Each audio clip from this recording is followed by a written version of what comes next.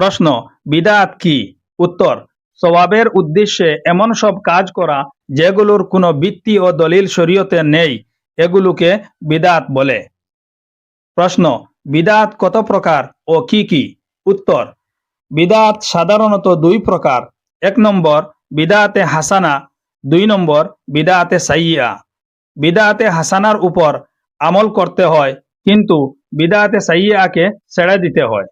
এছাড়া বিদআতের আরও কিছু প্রকার রয়েছে, প্রয়োজনে বিজ্ঞ উলামায়ে কেরামগণের কাছ থেকে জেনে নিতে পারেন।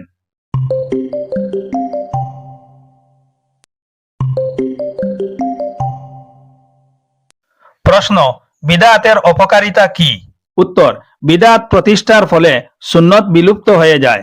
বিদআত প্রচলিত হলে মানুষ শরীয়তের বিধিবিধানের তোয়াক্কা না করে মন গড়া আমল করতে থাকে। বিদআতের ফলে ইসলামের আসল চিত্র নষ্ট হয়ে যায়। প্রশ্ন, গুনাহ বা পাপ কাহাকে বলে?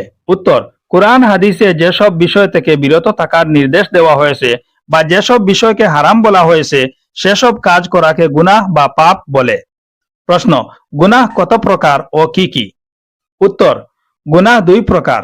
1 নম্বর কবিরা গুনাহ, 2 নম্বর সগীরা গুনাহ।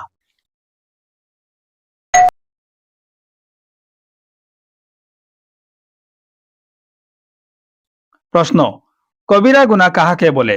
উত্তর, যেসব গুনাহ তাওবা ছাড়া মাফ হয় না সেগুলোকে কবিরা গুনাহ বলে। প্রশ্ন, সগীরা গুনাহ কাহাকে বলে?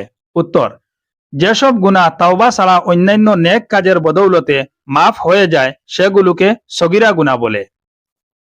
উদাহরণ হিসেবে কয়েকটি কবিরা গুনার উল্লেখ করিতেছি, যেমন মহান আল্লাহর সাথে কাউকে শরীক করা কবিরা গুনাহ, মাতা পিতার অবাধ্যতা করা কবিরা গুনাহ, মদ পান করা কবিরা গুনাহ, মিথ্যা বলা কবিরা গুনাহ, চুরি করা কবিরা গুনাহ, গীবত করা কবিরা গুনাহ, অন্যের উপর অপবাদ দেওয়া এবং যুদ্ধের মাঠ থেকে পলায়ন করা ইত্যাদি ইত্যাদি কবিরা গুনাহ হতে পারে।